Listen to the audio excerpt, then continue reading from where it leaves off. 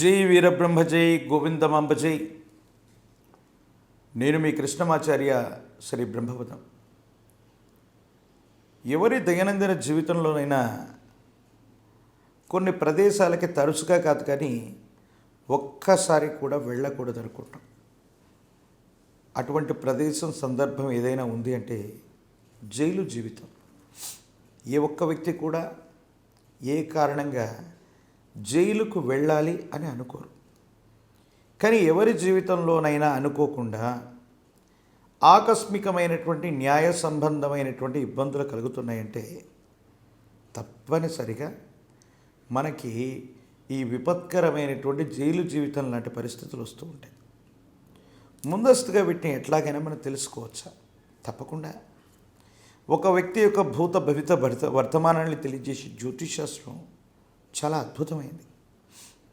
అటువంటి జ్యోతిషాస్త్రంలో హస్తరేఖ సాముద్రికం గురించి కూడా మనకు తెలుసు.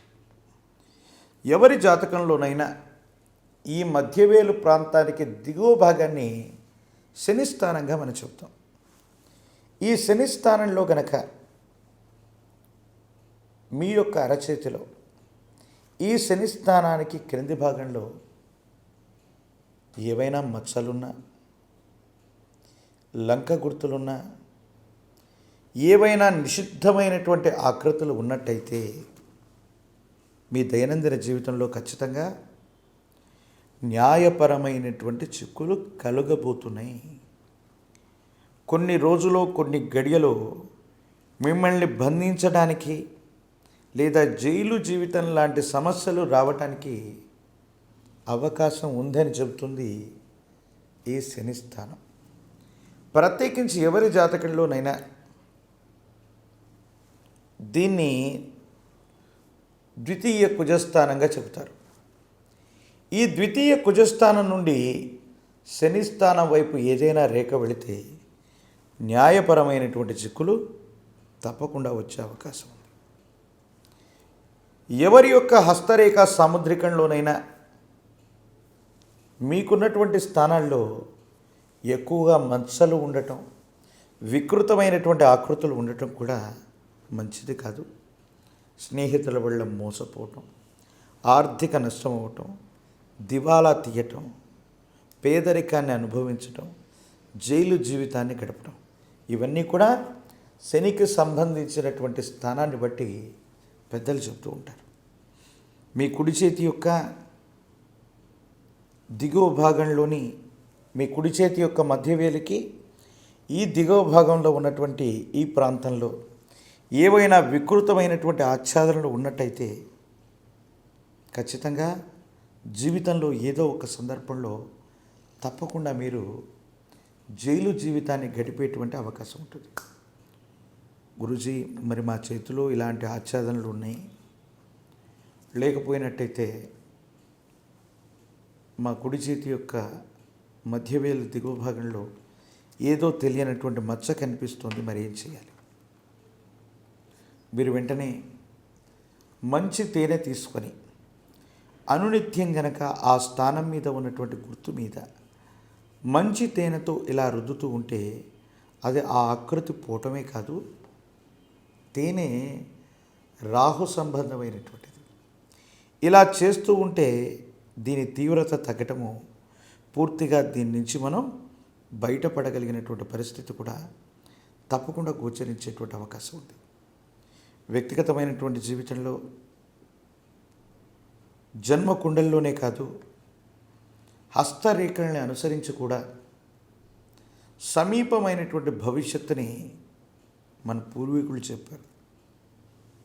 విజ్ఞాన శాస్త్రం ఉందని జ్యోతిష్యాన్ని, మిగతా వాటిని అపహాస్యం చేసేటువంటి వ్యక్తులు చాలామంది ఉన్నారు.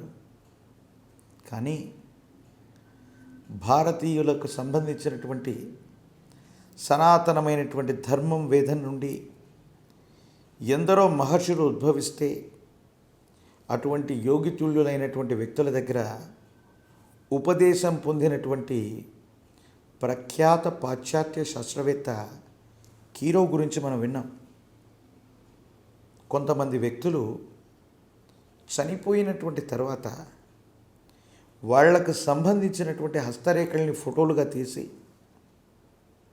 వాటి ఆచ్ఛాదనలు గనక కీరోకు పంపిస్తే వీళ్ళు పురుషులా స్త్రీలా అని చెప్పడమే కాదు, వాళ్ళు ఏ వయసులో చనిపోయారు, వాళ్ళు ఏ వృత్తిలో ఉండడానికి అవకాశం ఉంది అన్నటువంటి విషయంతో పాటు ఏ కారణంగా వాళ్లకు మరణం కలిగిందో కూడా చెప్పగలిగినటువంటి పరిస్థితిని గురించి మనం అక్కడక్కడ వింటూ ఉంటాం, చదువుతూ ఉంటాం. అంటే మన సనాతనమైనటువంటి ధర్మం, మన వేద వాంగ్మయం, ఉపనిషత్తులు అంత గొప్పవి. అపహాస్యం చేసేటువంటి వాళ్ళు అపహాస్యం చేస్తూ ఉన్నప్పటికీ సూర్యుడిని ఒక నక్షత్రంలాగో ఒక గ్రహంలాగో చూసేటువంటి వాళ్ళకు కూడా తెలియనటువంటి అంశం ఏంటంటే సృష్టికి ఆధారభూతమైనటువంటి వాడు సూర్య భగవానుడు. సూర్యుడి కిరణాలు లేకపోతే ఈ భూమి మీద కిరణజన్య సంయోగక్రియ జరగదు, ఫోటోసింథసిస్ జరగదు. అంటే విశ్వ మానవాళికే కాదు 84 లక్షల చరాచర జీవకోటికి ఆహార పదార్థాలు తయారు చేసుకోవటము, ఒక వ్యవస్థ మీద మరో వ్యవస్థ ఆధారపడి మనుగడ సాగించటము కుదరదు.